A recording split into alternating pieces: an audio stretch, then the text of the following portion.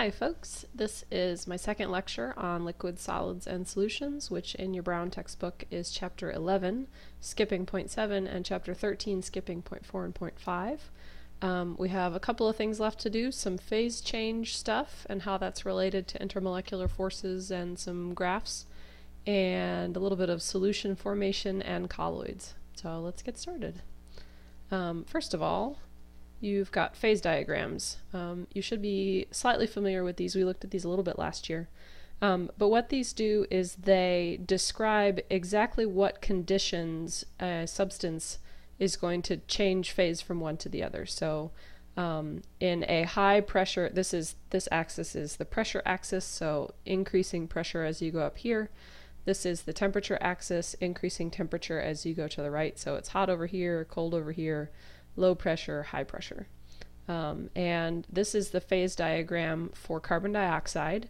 These lines inside the phase diagram are going to have slightly different slopes and angles and positions for every different substance. This is the one for carbon dioxide. And one thing that you should notice is that often your pressure axis has been squished down, because otherwise this chart would be like 8 feet tall or something. So here we've got 1 atm, and up here we've got 5, and then up here it's 73. This is kind of a logarithmic scale where every time you go a single unit, it's multiplying by 10, so, or doubling or something like that. So don't expect your pressure axis to necessarily be to scale like you expect. So for carbon dioxide here, we've got the solid section. In the cold and especially high pressure area, you're definitely solid. So you're more likely to be solid when it's cold, you're more likely to be solid when it's high pressure. Because when it's cold, your molecules have slowed down. And when they've slowed down, the intermolecular forces have a chance to assert themselves more strongly.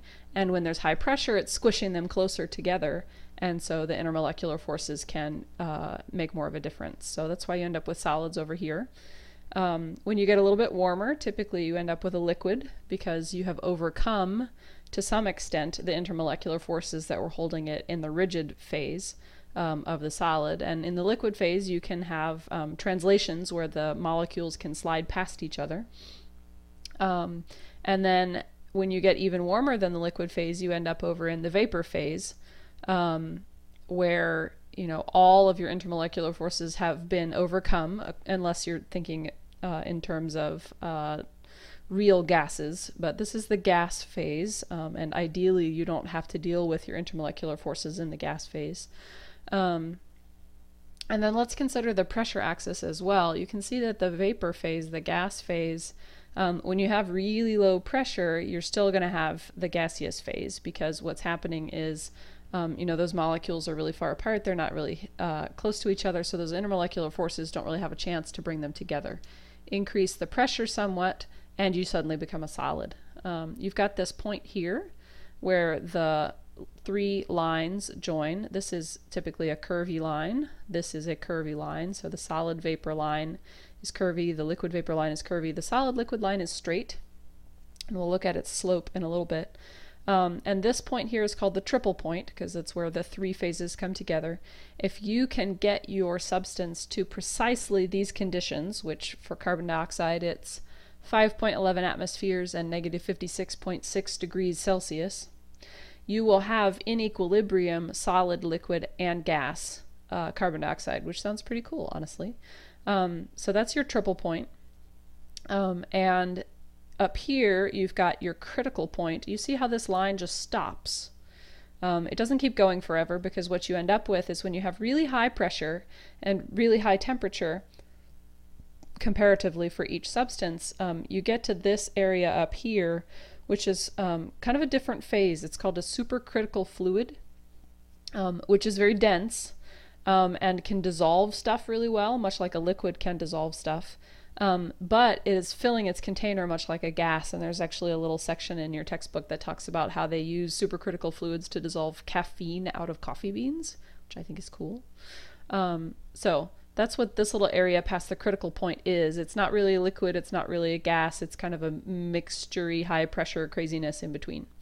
All right, let's talk about these lines. if you are crossing, let's say you're heating a substance from a liquid at some high-ish pressure for carbon dioxide. If you're heating that substance, you're going to travel across that black line like that. And what that means is that when you hit that black line, you're going to start going from the liquid phase to the gas phase, which is vaporization. So if you're heating it up, you vaporize the substance. Right on the line, you have the liquid and gas phases in equilibrium. So if you can pause it right on that line, you'll have vaporization and condensation happening simultaneously. If you take the vapor phase and you cool it down, you hit that line and you start condensing from vapor to liquid. And then when you cross the line, everything is liquid. And then you continue to cool that down, let's say, and eventually you'll get to this line and you'll go from liquid to solid. On the line itself is equilibrium between liquid and solid, so you've got freezing and melting simultaneously. One thing that's important to know that's going to come up in a little while is that they call melting fusion, which is sort of weird, but you need to know that because over here you're going to use a number that's called the heat of fusion, and that's the amount of energy required to melt something. So just keep in mind that melt means fuse. So here you're going to fuse from a liquid to a solid. No, you're going to, it's melting that's fusion, so going this way. So here you are freezing it. Freezing is the opposite of fusing, I suppose. So liquid to solid, here you're in equilibrium and you get into the solid and you get colder and colder and you just stay solid. So that's what it's like to kind of travel across left to right in your temperature phase.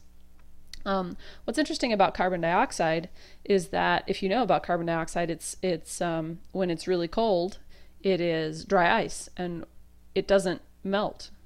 It sublimes, and you can see that on this chart because what you can do is you can go, okay, well, under normal conditions, which is 1 atmosphere of pressure, which is down here, under 1 atmosphere of pressure, when you're really cold, you're solid. Okay, you're heating that up, and once you get to negative 78.4 degrees Celsius, which is pretty cold, honestly, you're going to reach a spot where you're going to go straight from solid to gas, and that is sublimation, and that's what we observe with carbon dioxide. If you just leave it out, it'll sublime. So this spot, 1 atmosphere, is really important for figuring out the actual behavior of your substance, because this is what we observe because we're under 1 atmosphere. So looking at this, you can see that carbon dioxide would sublime. Most substances, the whole picture is slid down so that at 1 atmosphere you go from solid to liquid to gas, but in carbon dioxide it's kind of slid upwards so that at 1 atmosphere you go straight from solid to vapor. Okay, I believe there we go. I think I've hit everything about a general phase diagram, and then specifically water has got a slightly funky phase diagram, particularly if you look at the line between the solid and the liquid. If you look at this line here, you have a positive slope. It's going up and to the right. This is the phase diagram for water, and you've got your solid phase again in the cold pressury part, in the liquid phase, in the medium part, in the gas, in the hot part, and then also in the really low pressure part. Here's the line for 1 atmosphere, and so you go do do do do do do do do do do. You just kind of walk across at 1 atmosphere, do do do, and when you hit this line here, that is the normal melting point, and so you can go, oh, well, what temperature is that? Do do do do do do do do do do do do. Oh, hey, that's 0 degrees Celsius. Hey, we knew that about water. Then if you hadn't stopped and gone down there, you could go do do do do do do do do do.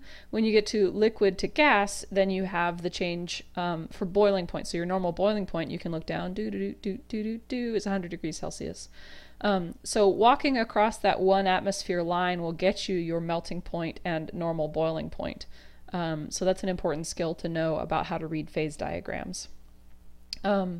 So that's a curvy part, that's a curvy part. Here's our straight line between solid and liquid, and if you look really carefully, it's got a negative slope. It's angling back and to the left. And the reason for that is kind of fun, because if you think about it, when you increase your pressure, you're getting more and more dense, right? So what you've got is the less dense option is the solid, and we know that about ice because ice floats. And we also know that if you start, say, slightly below 0 degrees Celsius and compress it, you can actually make water become a liquid, which is important because that's why the oceans are not frozen solid on the bottom, because the really cold stuff that freezes will float. And the coldest temperature water will sink down to the bottom. So the bottom of the ocean is liquid and the top can be ice, but you don't find ice at the bottom of the ocean. So that's kind of cool. So that means that your solid is more dense than your liquid with this backwards angled slope here. And that's very characteristic of water. So if you're wondering, gee, is this the phase diagram for water? Just look at the angle of this. If it's going back, it's very probably water. There aren't very many substances that are more dense when they're solid. And what that has to do with is something that we learned about last time, which is the molecular solid, the molecular solid structure, where the ice, which I even have a picture of it up here, like we talked about. The molecular solid of ice has got all this space in between the molecules from all of the hydrogen bonding that you've got going on, so it's related to intermolecular forces. So they kind of spread out when they freeze, and so then you end up with that less dense thing that you can see described in this phase diagram. All right, you've probably seen a heating curve or a cooling curve. A cooling curve goes down and tends to have a little dip for supercooling. But the heating curve looks like this and goes up, whoop, boop, boop, boop, boop. And the different parts are really important to understand what the deal is. So here, this is the heating curve for water. Let's see. Oh, this is in Kelvin. Keep that in mind. So to change your phases, you've got to absorb energy. So this is basically the diagram for, gee, what is the temperature doing when I heat up some ice? So here you've got some really cold ice. It's 200 degrees Kelvin, which is like negative 73 degrees Celsius. So really cold ice here. And you say you've put it on your stove and it's getting warmer and warmer and warmer. And the slope of this line, the rate at which it changes, is related to the specific heat for ice, which we see listed down here is 2.03 joules per gram degree Celsius. Then once you get up to the melting part, which is, remember, fusion, the temperature levels off. And the reason for that is because before, where the energy was going into making the individual molecules warmer, so they would buzz more. Now the heat is going into separating those molecules and kind of fighting against the intermolecular forces holding it together. So you're not increasing the temperature while you are fusing, while you are melting. So the temperature stays flat. That energy is going into the melting process. Along this flat part here, you have a mixture of ice and water. Here it's all ice, here it's ice to water, all water when you get to this point, and then once you've completely melted the whole thing, it will start heating. So it's interesting, a glass of ice water will stay the same temperature until all of the ice has melted, which is cool. Then that water keeps melting and melting, not melting, the water keeps heating up and heating up and heating up because you've still got it on that stove, right? So it's still adding energy to the system. And again, the slope here, you'll notice, is different from the slope of the ice because water has got a different specific heat compared to ice, the 4.184, that number that you should have in your brains. And so that water is getting warmer, warmer, warmer, warmer, warmer, warmer, warmer. And then you get to this point here, which is the heat of vaporization, which with water, you should know what the temperature is when you vaporize, and the temperature when you fuse as well. What is it? Well, down here it's 0 degrees, and up here it's 100 degrees. So the vaporization here, this process, you'll notice, is longer than the melting process because it takes more energy to totally overcome your intermolecular forces, because when you go from liquid to gas, you've got to completely separate all of the molecules from one another, and that takes more strength more energy in order to overcome those intermolecular forces, particularly with water, because they've got the hydrogen bonding, which is such a strong intermolecular force. So you've got this line, which is longer than this line due to the difference between totally separating them and just allowing them to slide here. So all your energy is going into totally separating and overcoming your intermolecular forces, and then you end up with steam. And with the steam, you're going to heat it some more. People don't realize you can have like steam, and then you can have really, really hot steam. Steam can come in different temperatures. So you can continue to heat steam. People don't realize that, mostly because we don't have like big fancy things that hold steam that we continue to heat. That's kind of a scientific piece of equipment there. But you can continue to heat steam. In our case, we would have a hard time doing that, since I'm saying that we're doing this on a pot on the stove. But if we could trap the steam and continue to heat it, it would get more and more pressurized, honestly. And as the steam increases, notice that the slope of this is much sharper than that for water and for ice, and that indicates that it takes less energy to heat up the steam, which you can see your specific heat of steam is 1.84 versus 4.184 versus 2.03, so you end up with a sharper slope here. So that is what happens when you heat up water. That is what happens when you heat up substances in general, is you have increase, flat, increase, flat, increase. And the flat parts are where you have the changing from one phase to the other. Both are present in that section. And as soon as you get all water, you start getting up here. And as soon as you get all vapor, you start getting up here. All right, we have a math problem, which I think is the first and only math problem for this whole unit, honestly. Although I suppose reading graphs is math. But it says calculate the change in enthalpy required. There's supposed to be the word heat here. To heat 2 moles of water from negative 25 degrees Celsius ice to 125 degrees Celsius steam.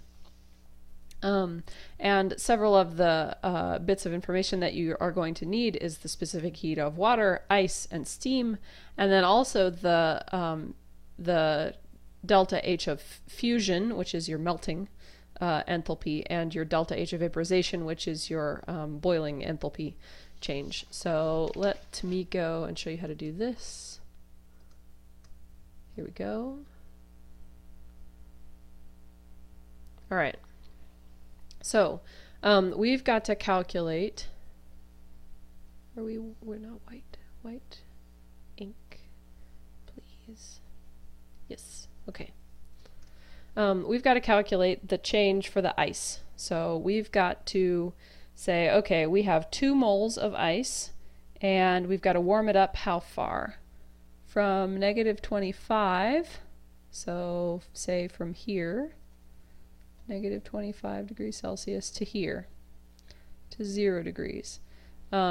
So that's Q equals mc delta T. Q, your mass, since we've got 2 moles, that's going to be 18 grams per mole for water. That's 36 grams for 2 moles. And the specific heat of ice is 2.03 joules per gram degrees Celsius. And your temperature change is 25 degrees. That's going to give you, what does that give you? 1,827 joules. Or if you divide that by 1,000, you get 1.827 kilojoules. All right, so that's your ice, 1.827. Now here, this segment, the heat of, we've got to add heat to melt it.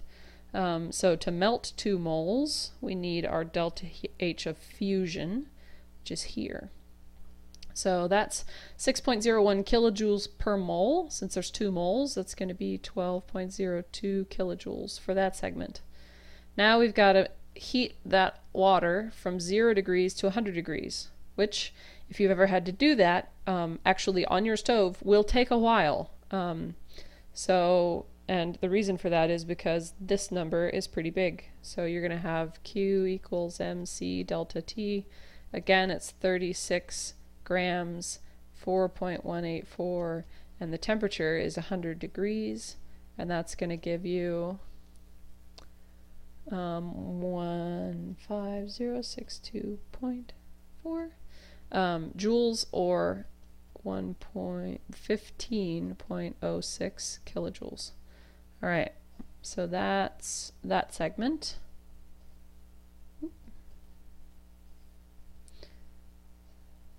All right, our fourth segment is our vaporization segment. And for our vaporization segment, our heat of vaporization is 40.67 kilojoules per mole. See how much bigger that is? It takes 6 kilojoules to melt ice, and it takes 41 kilojoules to vaporize water. That's a pretty significant difference there, and that's what I was talking about with the intermolecular forces. So that's going to be 40.67 times 2, so that's 81.34 kilojoules for that segment. And then your steam is going to go up to 125 degrees from 100, so that's going to be 25 degrees there, so that's 36 times, where are you, steam? There you are. Steam times 1.84 times 25, and that gives you 1656 or 1.656 kilojoules. So all of these 5 numbers, 1.827, 12.02, 15.06, 81.34, 1.656, you add those suckers together and you end up with 112 kilojoules when you do the sig figs from that guy. Ding. All right. That's all of that. Now, formation of solutions. There's a lot of interplay of intermolecular forces when you are forming solutions, particularly when you're thinking about ionic compounds, in particular being dissolved by water. So here we have a nice picture of what's going on when an ionic compound is dissolved by water. You can see here we have a nice lattice of your ionic compound of positive and negative ions. Let's say this is sodium chloride. Sodium, the plusy yellow ones, and the chlorides, the blue negative ones here. And what happens is that each of these ions will be, quote, hydrated, which means it will be surrounded by little water molecules that are facing it in the direction that makes sense. So here you've got a water molecule marked with its positive and negative sides. And honestly, it looks like that one was marked wrong, because this side of the water molecule, there's your little delta, is negatively charged because of the electronegative oxygen and the 2 lone pairs there, so that side is negative. This side is positive, and there should really be a little plus there. That looks like a minus to me.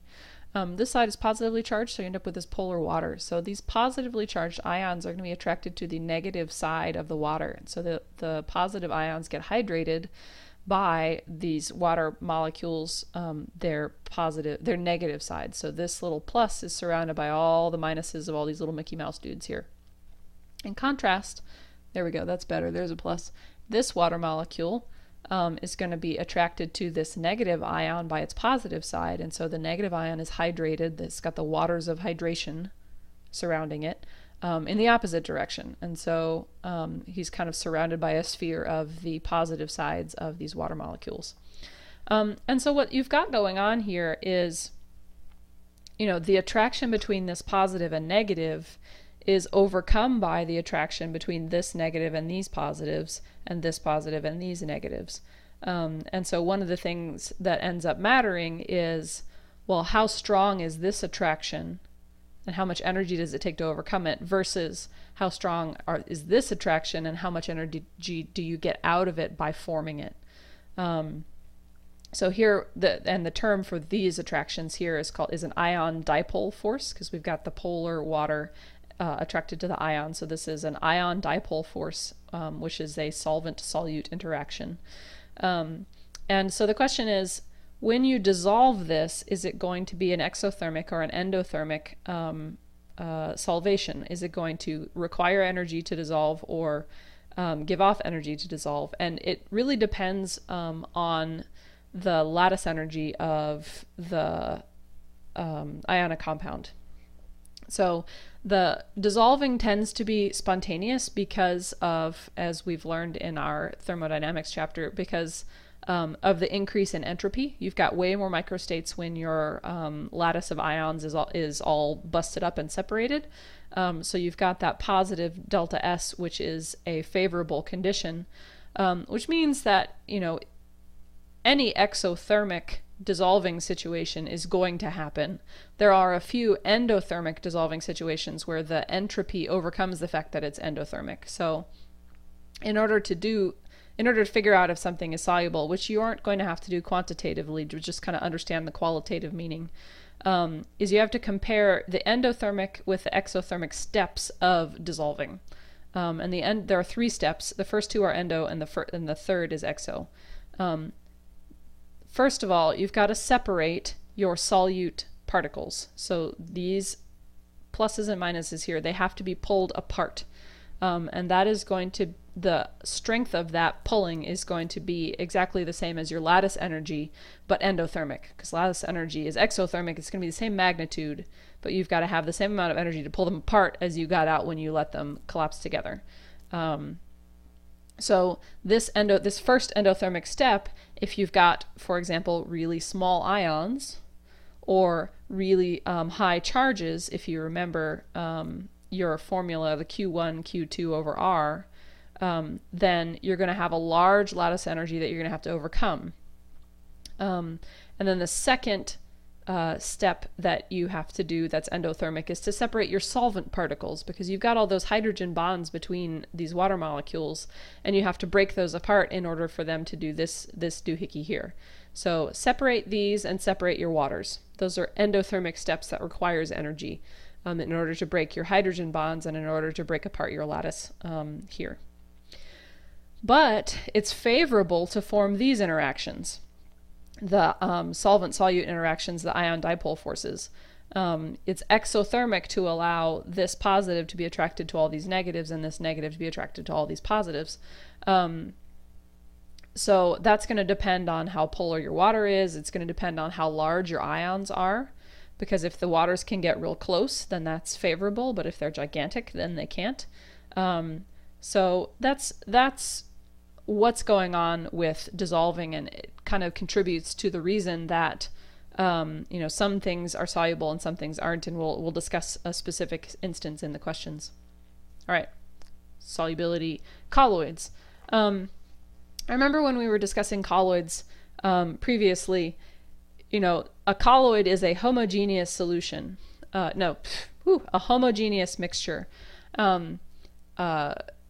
But it's interesting because when you get down on the really small particulate level, it's not really homogeneous anymore. And so you always sort of wonder what homogeneous means when you're talking about colloids. And the answer is, it depends on what scale you're working in. Visibly, colloids are homogeneous, but on the subatomic level, on the atomic level, they're heterogeneous. So that's an interesting fact about colloids, which I wish I had explained better before. But so the definition of a colloid is a mixture. It doesn't separate under gravity, but it's not really dissolved, because dissolved things do this. You have the waters of hydration surrounding each individual molecule. Colloids can be clumps of several molecules together, or a really freaking big molecule like proteins or that kind of thing. They don't separate under gravity, but the reason for that is because of the intermolecular attractions that you have between the solute and the solvent. So there's some really cool examples of colloids that have got different phases for the solute and the solvent. Fog is a colloid. You've got liquid water in gaseous air, and the name for this type of colloid is an aerosol. Same deal for having a solid in gas, like smoke when you're burning a fire, and you've got those little tiny particles, but they're not individual molecules. So smoke is also a colloid called an aerosol. Another one that's cool is whipped cream, which you have got particles, you've got lumps of gas in liquid, which is called a foam, which makes sense because it's foamy. But those lumps of gas are not individual molecules of gas. They are, little bubbles. Milk is also a colloid, which is a little particles of liquid fat in liquid water. This is called an emulsion, which in fact homogenized milk is a good example of an emulsion, but if you have ever seen non-homogenized milk come out of a cow or whatever, the fat floats on top. It's not a really great emulsion. You have to emulsify it in order to get it to do that. And paint is an interesting colloid as well, where you've got the solid colored particles in the liquid latex, and that is called a sol, which I think is related to aerosol up here with the gas. So you can identify a colloid with the Tyndall effect, which we've talked about before, which is where you shine a light through it, and with a true solution, the light will just go straight through and come out the other side and not be affected. But a colloid, which resembles to the naked eye a solution, with a colloid what you'll see is the light glowing as like a laser beam across the thing. It'll light up the mixture. And the relationship between colloids and intermolecular forces is that the reason that those particles stay in and don't separate under gravity is because the forces internal to those particles are stronger than the gravitational force. And you know, you've got to have consideration of whether the particles are hydrophobic or hydrophilic if you are in water. And you've learned about the phospholipid bilayer in cell membranes, where you've got the polar head and the nonpolar tails that make that double layer, and that's on purpose. And you can also have molecules that are just polar enough in one portion to stay in the water. One thing to think about is, you know, we need to get fats into our bodies, and our bodies are kind of just full up with water. So we will need an emulsifier to get those fat globules to mix in with the water properly, instead of just constantly floating on top of your stomach acid. And the emulsifier that our body uses to do that is bile, which is kind of cool. And that allows your nonpolar molecules like oils and fats to mix with water, which is why bile, which comes from your gallbladder, once you have your gallbladder removed, if you ever eat a really fatty meal, your stomach is upset because you don't have the emulsifier that you used to that allows that fat to get absorbed properly. And then the other thing that I think is cool is, you know, if you ever bake a cake or something like that, you put in oil and milk, say, and those don't mix until you put in your eggs. The eggs, egg whites and egg yolks contain lecithin, which is an emulsifier, and that allows you to make that mixture stay together instead of separating into the nasty oily top of the cake and the nice watery part on the bottom. You want to have it all mixed together. So there you are. Emulsifiers. They allow you to make colloids. All right. Go ahead and do your questions, and I'll come back and show you the answers. All right, question 1, estimate the normal boiling point and freezing point of this substance. Here we have a nice, fun phase diagram, which is in French. And so we have pression for pressure, and solide for solid, and liquide for liquid, and gaz for vapor, also known as vapeur. And we have the point critique and the temperature. All right, anyway, so the normal boiling point and freezing point. You have to remember that the normal boiling point and freezing point are found by walking across at 1 atmosphere. So that's going to be boop, boop, boop, boop, boop, boop, boop, bing. That is your freezing point, and boop, boop, boop, boop, boop, boop, boop, boop, bing. That's your boiling point. And you drop a line down to find out that, ooh, that's at 0 degrees. And that one is at 100 degrees. Ta-da! All right, what is the physical state of this substance under the following conditions? Note that your pressure, again, is not to scale, it's logarithmic, so don't be surprised when it's sort of funky. 50 degrees Celsius is here, and 0.1 atmosphere is going to be slight, like right at the halfway mark, so like right here. So we have got, at that point, a solid. And let's see, this next one, negative 30 degrees and 0.5 atmospheres. So that's going to be nice and cold. And 0.5 atmospheres is up here somewhere. We've got, oh wait, no, that's not solid. Phew. I bet you've been wondering about that, haven't you? That's gas. That's a vapor. Alright, and then that is a solid. Silly Mrs. Gunlock. And then 100 degrees Celsius and 1.5 atmospheres is up here. And that is a liquide. Alright, what is the identity of this substance? You should have noticed from question 1, when it melts at 0 and boils at 100, that is water. Also, if you were paying attention, you will have noticed that the slope of this leans back and to the left. Alright, describe the phase changes that would result from water vapor originally at 0.005 atmospheres, which is just barely any, and negative 0.5 degrees Celsius. Alright, so that's like right here. It is slowly compressed, so we're going to increase our pressure at constant temperature until the final pressure is 2 atmospheres. So we're going to go up. Oop, there's a phase change. So that's going from gas to solid. Going from gas directly to solid is called deposition. And we keep going up. And oop, there's a phase change. That's going from solid to liquid. That is called melting or fusion. And let's say we got to 2 atmospheres. Beautiful. So first we deposit and then we fuse. And that's interesting that you can walk that direction across that line, and that's because that line is angled backwards to have your more dense liquid and your less dense solid. All right, describe the phase changes that would result from water originally at 100 degrees and 0.5 atmospheres, which is like up here. And what is it doing? It's cooled until the temperature is -10. So here we go. Oh, there's a phase change. Gas to liquid, that's condense. It would condense, and then it goes boop, boop, boop, boop, boop, boop, boop. And there's a phase change, liquid to solid. That is freeze. Bam. All right. Explain why the heat of fusion of any substance is generally lower than its heat of vaporization.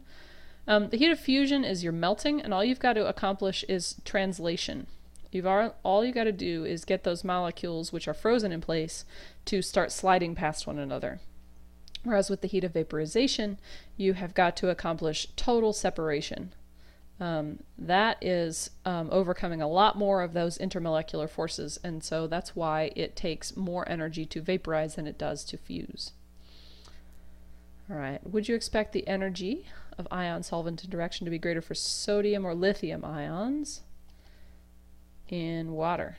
Explain. Well, lithium ions are smaller than sodium ions, and if you remember your formula Q1, Q2 over R, that teaches us that the energy that we get out, if the ions are small, they can be closer to one another, and so you get a larger value for energy. So it's going to be greater for lithium because they are smaller and you can get closer. All right, why do ionic substances with higher lattice energies tend to be less soluble in water than those with lower lattice energies? This has to do with the 2 endothermic steps and the exothermic step. The lattice energy has to be overcome in that first endothermic step, the separation of the solute particles. And the magnitude of energy that you need is equal to that lattice energy, which is typically exothermic, but we've got to put the energy in to overcome it. So if you've got a high lattice energy, say you've got ions with like 3+ charges, you've got something like calcium oxide or aluminum oxide, something like that. These are typically insoluble, whereas if you have some dudes with smaller charges like sodium and chlorine, you're quite soluble. And if you think back to your solubility rules, you'll see that the ones with the 2+ and 3+ charges tend to be insoluble because they have higher lattice energies. All right. When 2 nonpolar organic liquids such as hexane and heptane are mixed, the enthalpy change that occurs is generally quite small. Why is this so?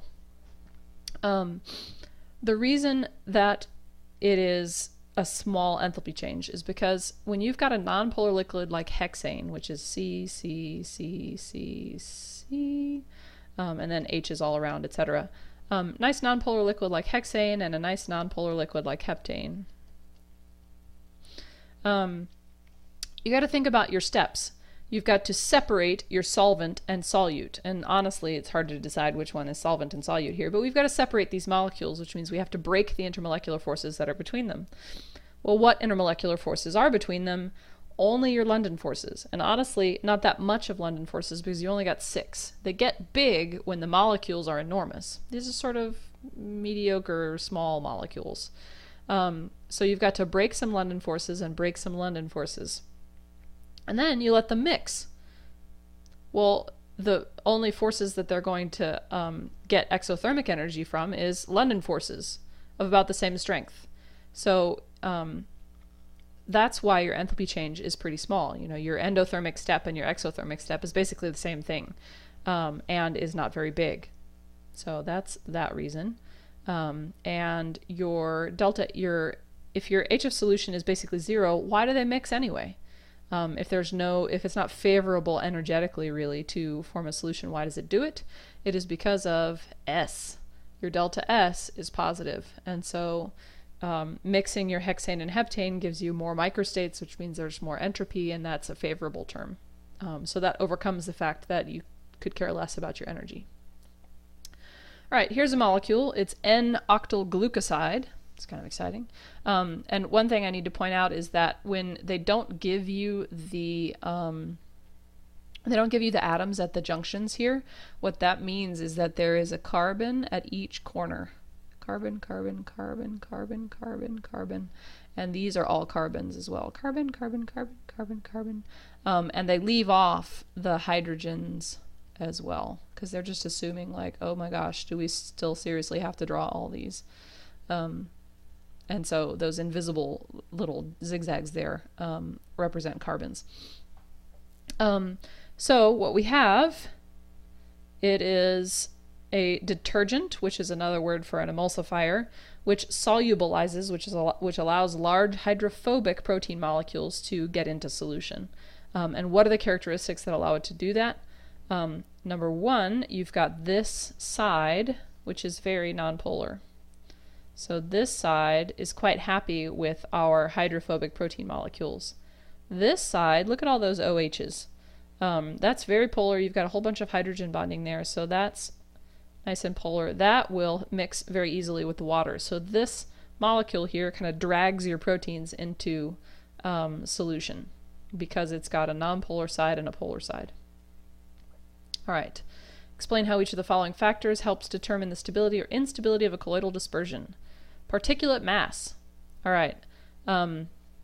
Heavier particles. If you've got really dense, really big particles, they are going to sink because of gravity. So if your particles get too large and too heavy, then it's not going to be a colloidal dispersion anymore. It's going to be a suspension. Whereas lighter molecules, it's easier to keep them into a colloidal dispersion. Hydrophobic character. When you're dealing with water as your solvent, which is quite common, if something is hydrophilic and loves water, which means it's got some charges or some polarness going on, it's going to be happy. But if it is hydrophobic and doesn't like water, then it's going to have a hard time forming a colloidal dispersion. So in fact, we should have a frowny face here with the hydrophobic character. And the charges on the colloidal particles, if your particles are charged, and not just polar, if they're charged and they're in water, that's going to be a bonus because water likes chargy things. So if you can get your colloidal particles to be electrically charged somehow, then that is going to be favorable. Ding. Thanks, folks. That's all I've got.